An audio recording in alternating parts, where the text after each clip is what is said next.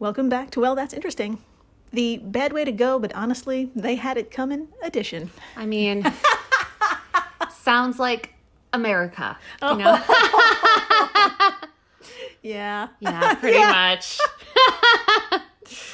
Speaking of the Dark Ages, today is episode 092, Flamboyant Medieval Deaths. I mean, is there anything better? Like, is there anything that, like, I love something flamboyant. Yep. I love something medieval. That's right. I love hearing about death.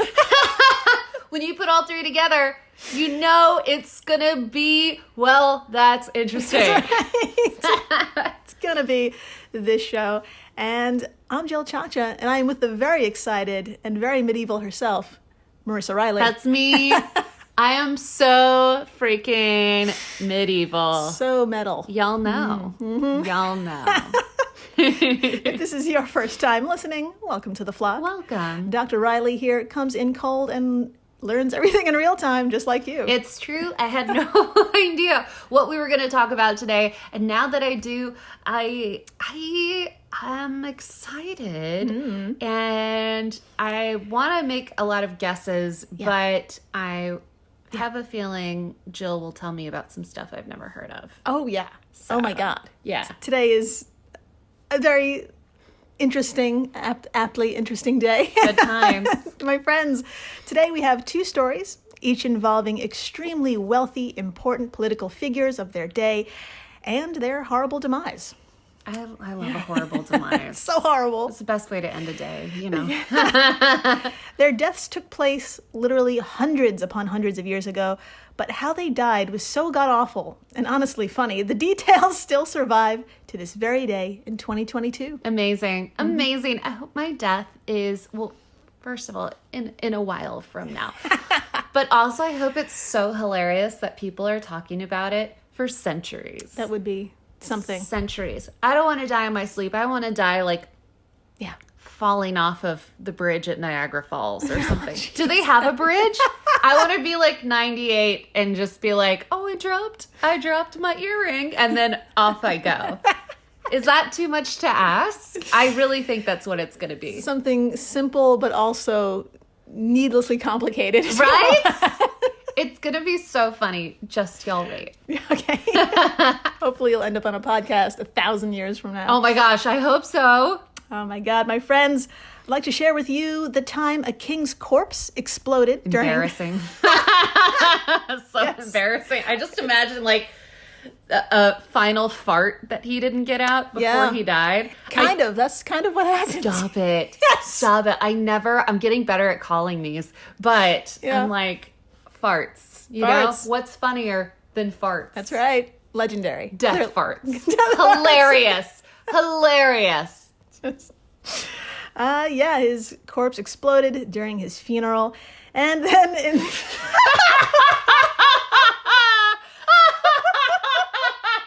That is amazing. Do you think everyone at the, oh my God, Jill is like, is slowly turning purple. But wouldn't it be great if like everyone was like trying to be quiet and somber at the funeral, and all of a sudden they all just hear, and they're like trying not to laugh, and they're just like, yes. I bet it's happened. It has to happen. It has to happen. In all of human history. Flock, members of the flock, have you been to a funeral and the corpse farted? Did it make a noise? Yeah. Please write to us. And were you scared, or were you laughing, or were both? You know what? Actually, I changed my death. I want to die peacefully in my bed at a very old age. Yeah. And then at my funeral, I want to let one rip. I mean, you're a comedian, so, I mean, this is the perfect way. Can you write this down? Yeah. Yes, I'll write it down. In case I go first. Can you make sure this happens? This is dark. Yeah. We talk about this all the time. I know. We talk about death constantly. But we never talk about death farts. Okay, continue. Okay. Today's the day. Today's the day. We'll just tick that right off the list. Absolutely. We got it. We covered Finally. it. Sweet Jesus. And in the second half of the show, I'd like to tell you about another event when 60 nobles all drowned in a giant pool of human shit. That's amazing. That's amazing. There were nobles. Does that mean, was that like the old equivalent of like a finance man? Pretty much. Yeah. Amazing. I'm kind of into this. They Nothing against finance people, but also as someone who's worked in finance and should have been paid more. John. I don't John. Yeah, John. I just described like millions of people who work in finance. You did. But I should have been paid more. And if, I'm going to stop talking now. Tell me more. Yes. Let's continue. We'll talk about John later. We'll settle that. We'll settle that later. Sounds good. We have to get to our exploding king. So should we begin? Oh, yes, please. All right. And to do so, we need to really gas up our time machine. And we need to dial it way back to 1028. Now that's actually way back. That is way back. I don't know why I was expecting 2019 again. Is it weird that 2019 feels more like a longer time ago than 1028? Yes, 110%. Yes. I don't know what it is about that year. I think it's our last year of innocence pre-pandemic. Yes, exactly. So much innocence. I had no idea. It was a whole other lifetime. That was like 12 wrinkles ago. It is insane. It is insane. Okay, continue. Yeah, this is 1028 AD, not AM or PM. It's 1028 AD. Oh, yeah, it does look like a time. It does. It really does. And we happen to be on the beautiful shores of Normandy, which is one nice thing, at least. Yes. Take me there. Yeah, maybe. I don't know. Well, for my fellow geographically challenged Americans, if you're not sure where Normandy is, don't worry. I've got you. Imagine France. Oh, I do want to go. Yes, Yeah. take me there. It's fucking nice. Please point to its center. Okay. Move your finger north until you reach the coastline, and just a smidge to the left is Normandy. Bonjour. Voila. Another French words. I'm sorry, that was offensive. My laugh was offensive to French people. And John. Oh my gosh. You really tore John a new one. All right, so it's an awkward day in 1028 because born out of wedlock to Robert I, Duke of Normandy, and Herliva, a tanner's daughter, was a baby boy named William. Oh, okay. Now, there's some good news and bad news for William. Here's the good news. The Duke adored him. Oh my God. What more can you ask for than a loving father? Jesus. That's so hard to That's already find these days. Huge. Especially back then. I know. Yeah. Robert embraced William as a part of the family and actually named him next in line. Score. Huge. Amazing. Huge. Nailed it. And even the King of France, Henry I, was totally okay with all of this. Oh my God. This is a lot of great things. Absolutely. Way to go. Here's the bad news. It's still 1028. Yeah. Yeah.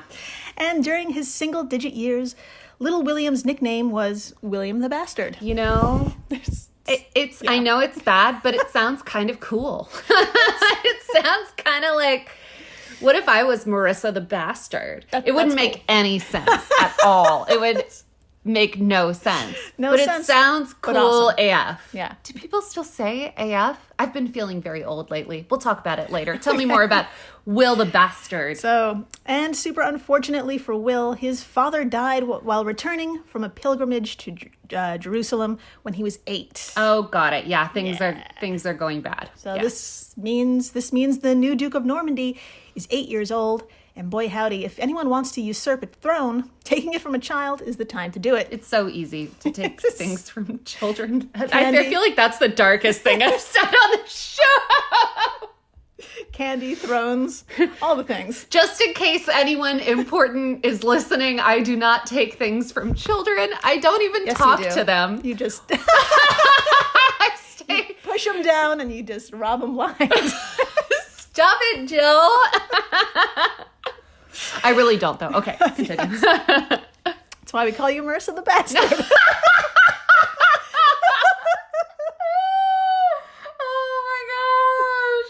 Oh my gosh. Okay. Okay. So, Dr. Marissa, please tell us what William experienced at this time, which probably had a massive impact forming his personality. Oh dear. Okay. From Britannica.com, quote, his weakness, being 8, led to a breakdown of authority. Private castles were erected, public power was usurped by lesser nobles, and private warfare broke fucking out. I added a word. 3 of William's guardians died violent deaths before he grew up, and his tutor was murdered. His father's kin were of little help, since most of them thought that they stood to gain by the boy's death. His mother, however, managed to protect him through the most dangerous period. These early difficulties probably contributed to William's strength of purpose and his dislike of lawlessness and misrule, end quote. So basically, I just like how they were like 3 of William's guardians died violent deaths and his tutor was murdered. Like, it was like as if murder was less not violent bad. at all. No. Maybe they like slit his throat in his sleep or something. So that's pretty violent, though, even violent. if you're not around for it. I mean, it's the 1030s at this point, right? Yeah, it's violent. It's Also, a violent what were the violent deaths that weren't murder? Were they also murder? I'm unclear. Or did they like fall off of cliffs or something? My money's on violent murder. Yeah, I think it's they were all murdered. Violent murder. Yep. Yeah. Okay. So Britannica has a way of whitewashing things. To say he grew up with a dislike for lawlessness is a nice way to say William went on a fucking rampage since his teens and really never stopped. Got it. That is that can be problematic. Yeah. Between the age of 18 and his early 20s, he was killing off family members, specifically his cousin, who attempted multiple rebellions. And as for the non-family members who joined them, Dr. Marissa, please tell us, as reported by Mental Floss, what example did he make of those folks? I mean, I don't think it's anything good. Let's talk about it. Okay, quote, William punished the rebels by lobbing off their hands and feet, end quote. I mean, way to just show the world what your brand is, you know? Oh, yeah. Like, That's you a know, brand. I don't decapitate people. I don't burn people. I don't poison people because that's what women do. Yep, we love poisoning people.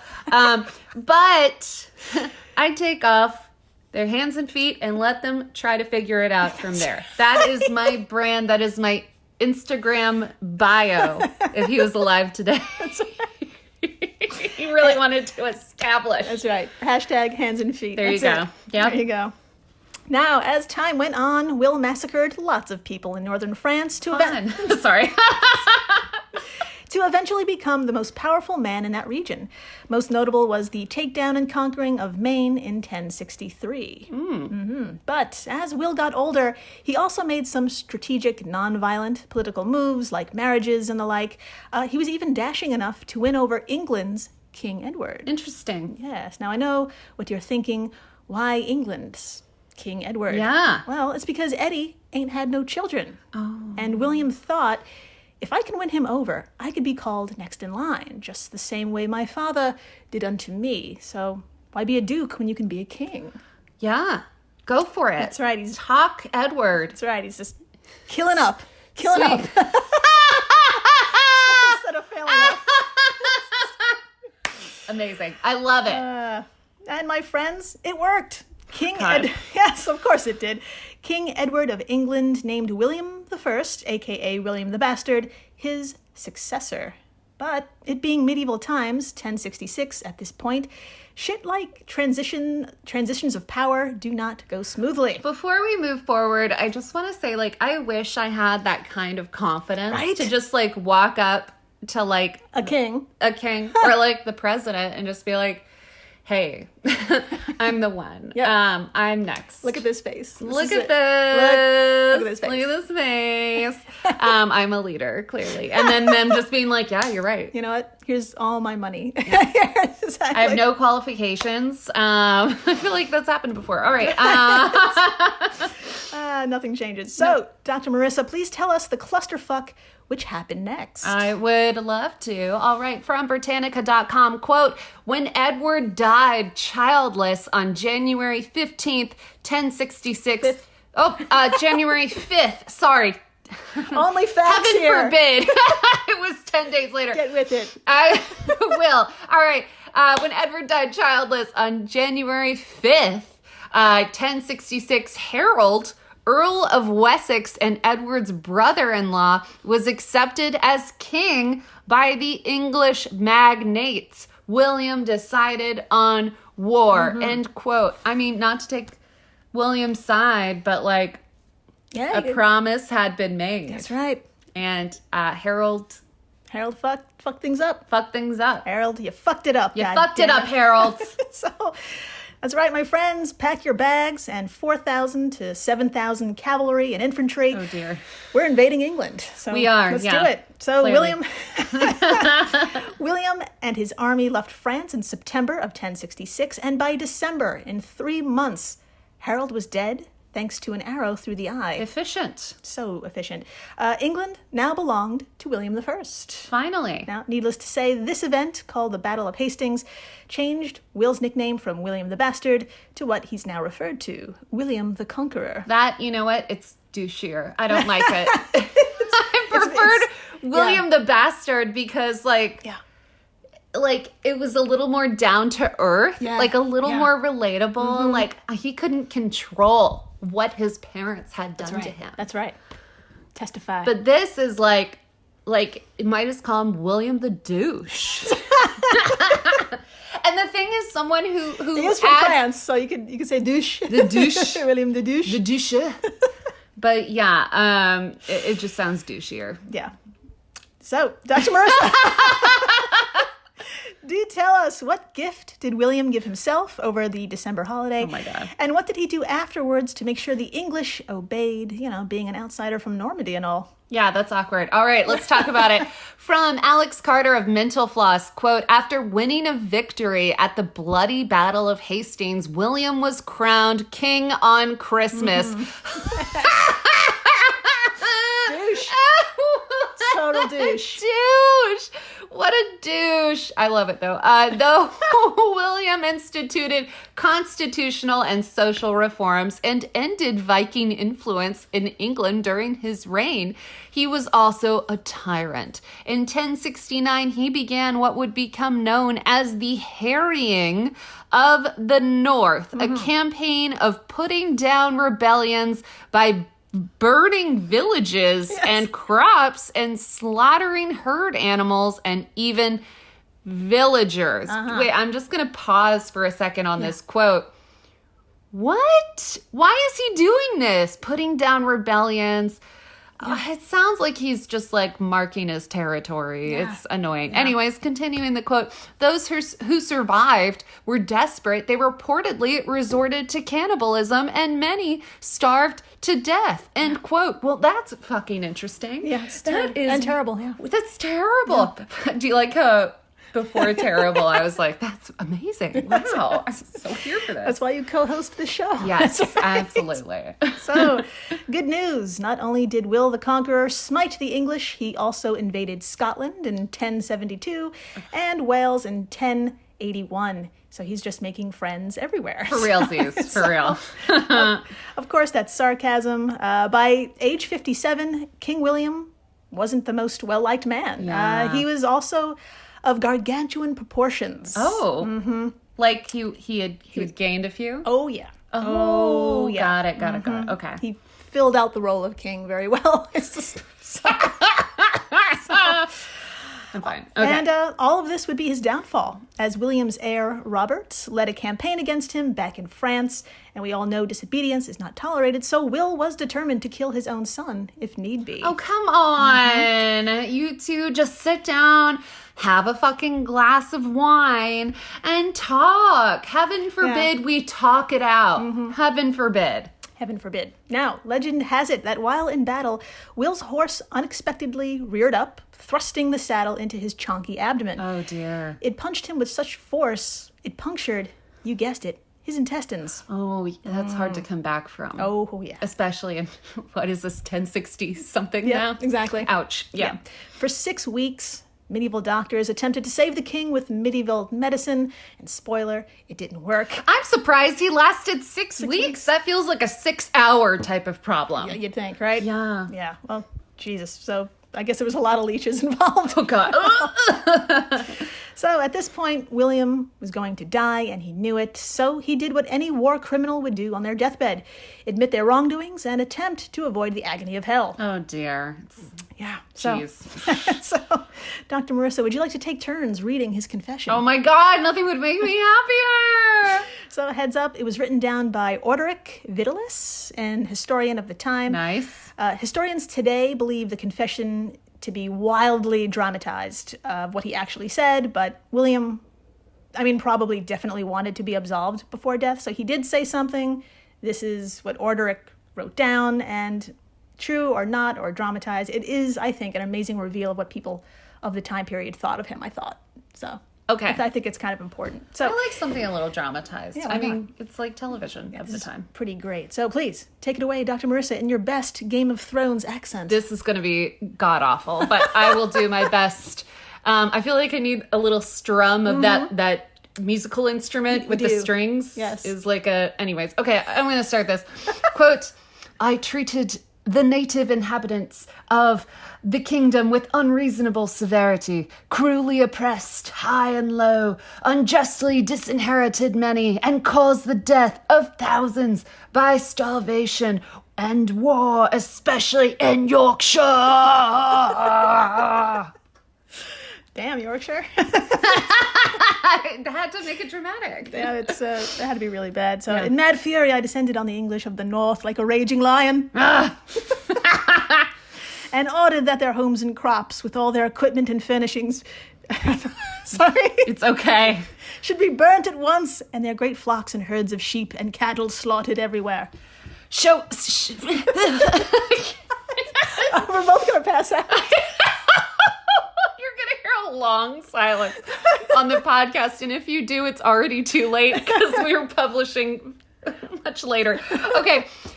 Continuing the quote, so I chastised a great multitude. This sounds more like Keira Knightley than it does Game of Thrones.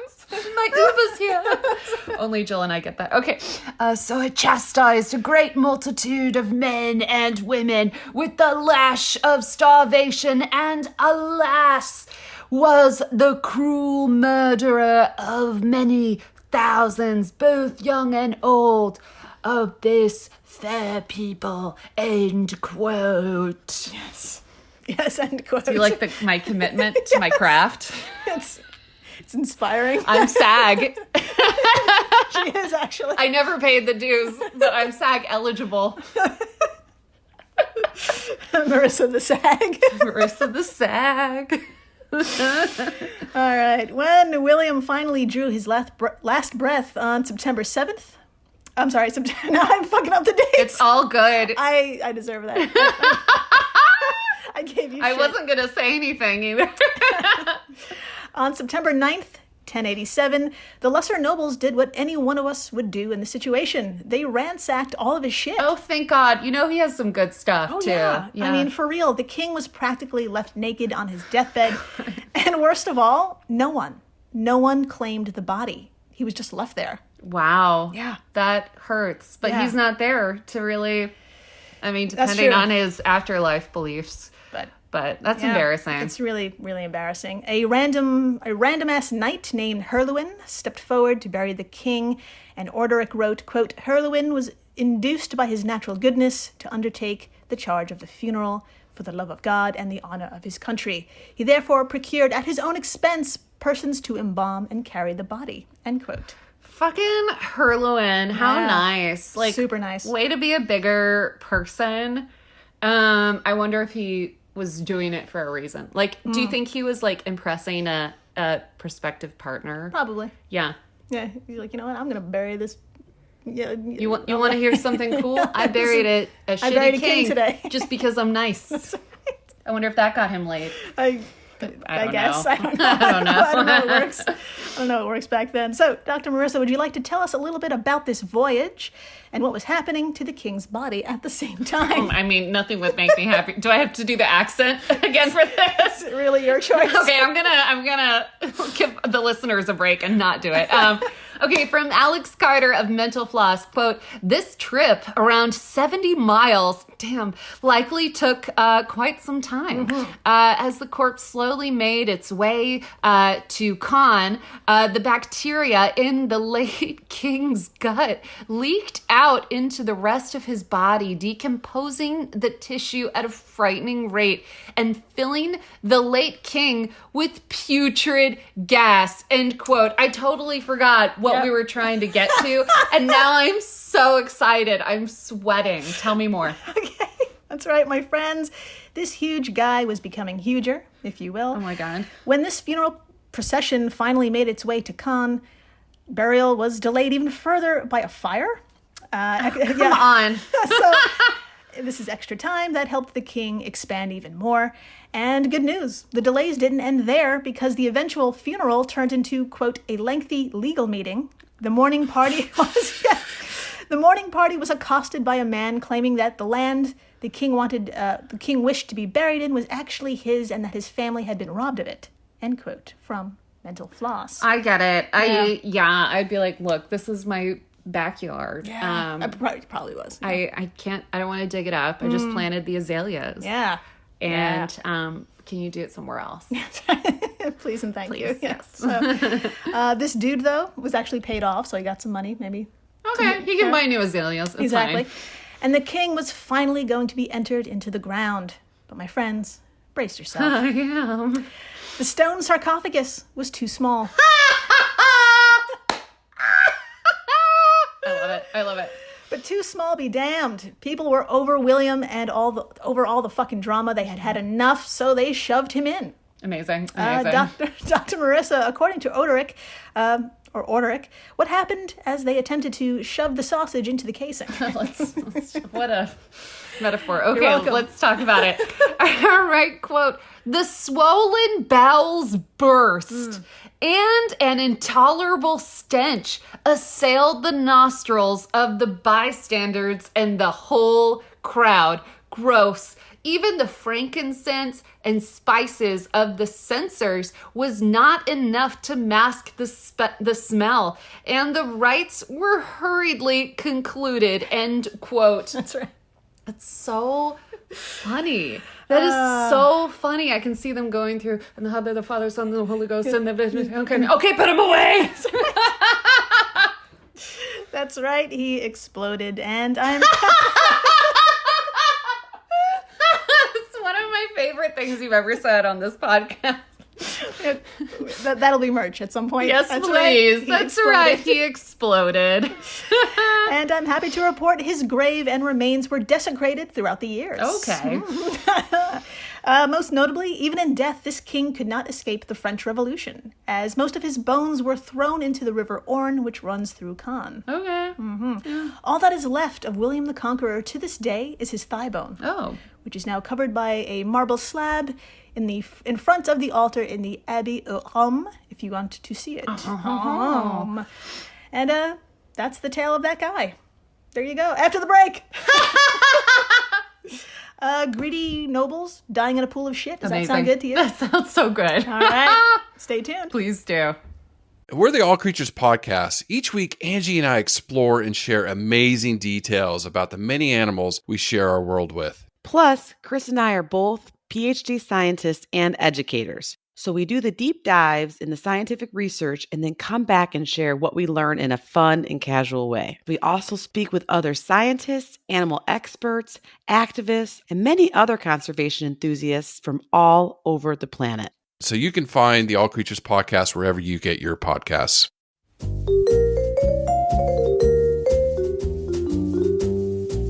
Have you ever wondered what really happened to Amelia Earhart or the lost colony of Roanoke? Do you ever find yourself scouring the internet for vicious Victorians and their murders by gaslight? Or perhaps you're just sick and tired of women being constantly misrepresented or plain lied about throughout history? If so, join me, Katie Charlwood, history harlot and reader of books, on Who Did What Now, the history podcast that's not your history class. Part of the Airwave Media Network. Available on Apple Podcasts, Spotify, or wherever you listen to podcasts. Adios, au revoir, auf Wiedersehen, my friends. Bye-bye.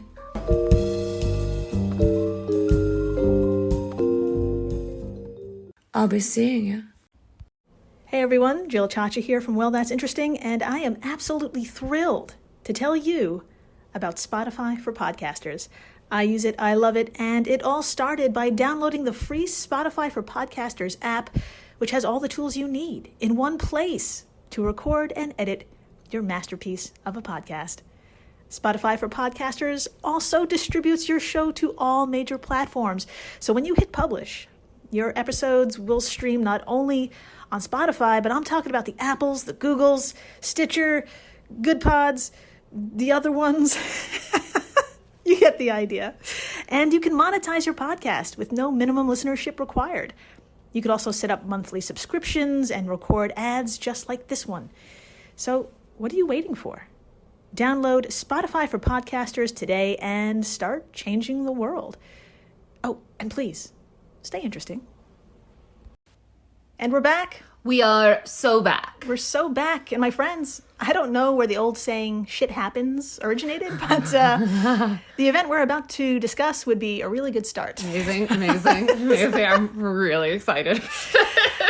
So let's leave our exploded king for a moment and travel east. Okay. Just a bit to the aptly named town of Erfurt. Erfurt. We're going to Erfurt, my lord. I hate myself. That's right, Erfurt. And where is this, you may ask? All right, please, everyone, imagine Germany. You got it. All right, point to its center. Okay. And move your finger just a smidge to the right. And here is the fucking ancient city of Erfurt, which still exists to this day. Amazing. Yeah, so just how old is this place, though? Well, it's estimated to have been established in the 8th century. Single digits. Wow. Yes. And is best known for two things. Okay. One, Martin Luther, father of the Protestant Reformation, was ordained in Erfurt's cathedral. We're so close. That's so close, That was man. a lot of words. Okay. Martin Luther was ordained in Erfurt's Cathedral of St. Mary. Amazing. Send that sentence to hell. Jesus. It Yeah, was hard. you never have to say it again. Jesus. And two, an incident known as Erfurter Latrinenzert. Nailed it. I could say that, but not cathedral. I don't know why. So Erfurter Latrinenzert, which we need to discuss immediately. Yes, please. Now, a century has passed since William the Conqueror blew up, and it is now 1184. All right. Times have changed. Actually, not at all. Oh, okay. No progress. Got it. Mm-hmm. Sounds familiar. Okay. Yeah. So, titles, prestige, and land disputes among the rich were still going strong, even in Little Erfurt, which happens to fall under the rule of the Holy Roman Empire, led by King Henry VI. Got it. A.k.a. King Heinrich VI of the Hohenstaufen dynasty. You had a little too much fun saying those words. Can I try saying Hohenstaufen? Yeah, go for it. Okay, Hohenstaufen. Mm-hmm.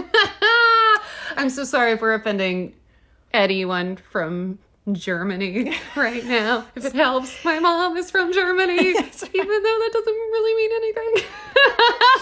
And it's impossible not to say it like that. It's impossible not to say it So, like that. well, anyway, We did our everyone best. in the story is dead. Don't worry. Okay. My friends, there are going to be even more whimsical names than all of the Potter books combined in this story, so please brace yourself. Okay. It's going to be one hell of a ride. Anyway, like I mentioned, this period of time was a lot like other periods of time, full of political strife, thanks to a constant power struggle between the feudal nobles and religious leaders of the Roman Catholic Church. Amazing. Enter Conrad of Wittelsbach. Oh my God! Conrad! Conrad. Wittelsbach! Amazing. And Conrad was an archbishop. Of course he was. We're just going to call him Conrad. Amazing. And Ludwig III, the Landgrave of Thuringia. Yes. I am obsessed. Let me try that one. Yeah. Ludwig III, the Landgrave of Thuringia. Mm-hmm. Did you make this up? It sounds like something from Lord of the Rings. I'm Have some of our listeners heard of Lord of the Rings? Yeah. Oh, yeah. Yeah. Oh, yeah. Okay. Yeah. Do you know I talked to a young 20-something the other day. Yeah. And I asked them if they knew of Daft Punk. Oh. And they didn't.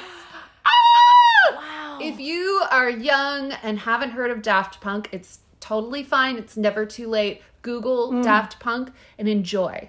And then Lord of the Rings. And then two very different Lord of the things. Rings. Daft Punk you'll like. Lord of the Rings. I don't know. I don't know. It could be a thing or not. Anyways, back to the pod. Okay, so Landgrave, what the fuck is that? I gave it a Google, and it's basically a count who has jurisdiction over a territory. Oh, fancy count. That's right. Nice. A fancy count.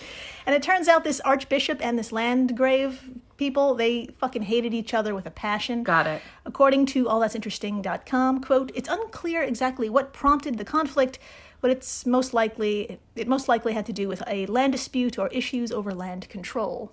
End quote. I mean, land, you know, It's a big deal. is a big deal. Big deal. Now, this little tiff must have been a fiery one because it eventually got the attention of the king, Henry VI. And in the most medieval version of multitasking I've ever seen, he actually made a pit stop in Erfurt intending to calm matters, get this, while on his way to invade Poland. So I am obsessed with this. Yeah. That is so efficient. Yeah. That's how a New Yorker thinks. Yes. They're like, I have to get my hair cut at 3, which means I can stop at a bodega, 2, and I can pick up my dry cleaning at 1, and I can have a mental breakdown at 1:30. So there you go. Perfect. Amazing. Into it. So, Dr. Marissa, please tell us, as reported by Natasha Ishik, what was the king's plan in Erfurt? I would love to talk about this amazing person who is organized. All right.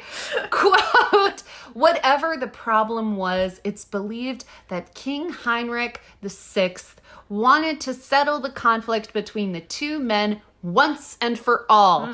As he made his way through the territory, he called for a meeting involving a number of the region's nobles and high-ranking officers. Some may have been expected to act as mediators during the negotiations. End quote. Okay, so this is very organized. Extremely. So I mean, nowadays he would have made a Google Doc. Yes. Or a calendar invite. There you go. Or something or a text. I don't know. It sounds like he Yeah, for medieval times, he called for a civilized meeting, even one with mediators, so props to him. Yeah. St. Peter's Church was chosen as the place where they would all gather, it being a pretty sizable building for the day. Now, a lot of reports, and even the wiki, states that they were on the second floor of the church. Okay. So, put a pin in that, because now is a good time to briefly cover how toilets worked back in 1184. Okay.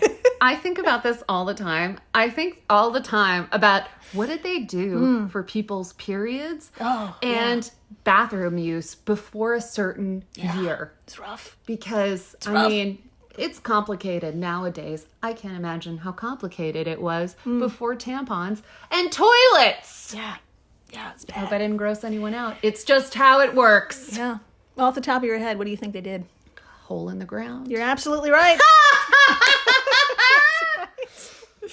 Natasha Ishik actually wrote a lovely summary for allthatsinteresting.com. Quote, back in the medieval days, latrines were built in whatever empty space could be spared with the most basic system of all, building a hole or pit and letting the waste drop into it. Easy peasy. In castles, the space used for the latrine would typically protrude outward from the exterior walls of the structure. This way, the waste hole could be located directly above the grounds or moats surrounding the building. Unfortunately, in the case of the latrine in Erfurt, the cesspit for gathering waste was located directly below the meeting of the nobles on the first floor. Yeah. Gross. Yeah. So they're right there. There you go. They're smelling it. Yeah. And I think we all see where this is going as well. Meetings already suck as is. Can you imagine going to a meeting and there's also literal shit Yeah. there? Below your feet. It's terrible. Yeah, so let's get into it. Let's Literally. get in there. Oh yeah. Gross. My friends, in July of all months, Oh no, that just hit me. Okay. Yeah. In July of all months, too, of 1184, somewhere between 60 and 100 prominent nobles and religious figures filled the second floor of the wooden church. Got it. Okay. And yes, the king was there too. Legend has it, as the meeting began, you guessed it, the floor gave way and the men fell to their doom. I love this so much. Into a massive cesspit full of human shit and piss. This is amazing. Yeah. The actual death toll was around 60 itself. Oh, God damn it. I was hoping none of them died and it was just hilarious. Yeah, people died. Okay. Oh, yeah, they died. Yeah. Some died in the fall. Some died due to drowning, being buried under the weight of their fellow affluent brothers. Oh, my God. Can you... That's a bad day. You know, we were talking about death earlier. I don't want this to be my death. No, I just want to be very clear. I want to die in my sleep and then my body will fart during the funeral. I don't want to drown in shit. Okay. I do want to wish that upon a lot of people, though. Oh, yeah. Like, it's my new insult. Like, instead of die in a fire, what can I say? Die in a cesspool of shit in medieval times. I like it. It's a lot of words. I'll cut it down. But I am obsessed. So, I know what you're thinking. What happened to the king? Was this land dispute ever settled? yeah. I'm sure you're thinking that. So, Ludwig was a lucky son of a bitch, and although he was one of the men who fell into the crapper, he survived. Of course he did. Yeah. So, as for the king and the archbishop, well, I have differing accounts. Okay. The wiki states the king, being the king, sat in a fancy alcove to the side, and the floor of the alcove was stone and not wood. So when the wooden center collapsed, he was rescued clinging to the iron rails of a window. Okay. Natasha Ishik reports that the archbishop was seated with him, and he was also found in the same way. Okay. So at the end of this shitty day, literally, I don't know if the two men resolved their little fucking land issue, but let's hope. After all the death and embarrassment, these two idiots came to the conclusion life is short and it's just not worth it. I don't think so. No, I don't think so. All kinds of terrible things happen in America every day, and everyone is still up to their petty crap. Yeah. So I think they still feuded afterwards. Probably. That is my theory as a doctor. Yeah, that's right. And that, my friends, was the Erfurt Latrinenset, which translates from German to Erfurt Latrine Fall. Latrinenserts! Mm-hmm. I am obsessed! I'm obsessed. The end. Too bad they didn't have a Krankenwagen to take them away. Oh, it's an ambulance. An ambulance in German. Krankenwagen? Krankenwagen. No Krankenwagens yet. And it would take them to the Krankenhaus, Which in America is a crack house. Yeah. But in Germany, it's a hospital. Who knew? So much joy. Yes. Thank you for listening, rating, subscribing, telling your friends about the king who exploded and these people who drowned in shit. Amazing. And, tell them that you found out about it here. Yeah. Right in here. the best place on the internet. That's right. And please, stay interesting. Please do.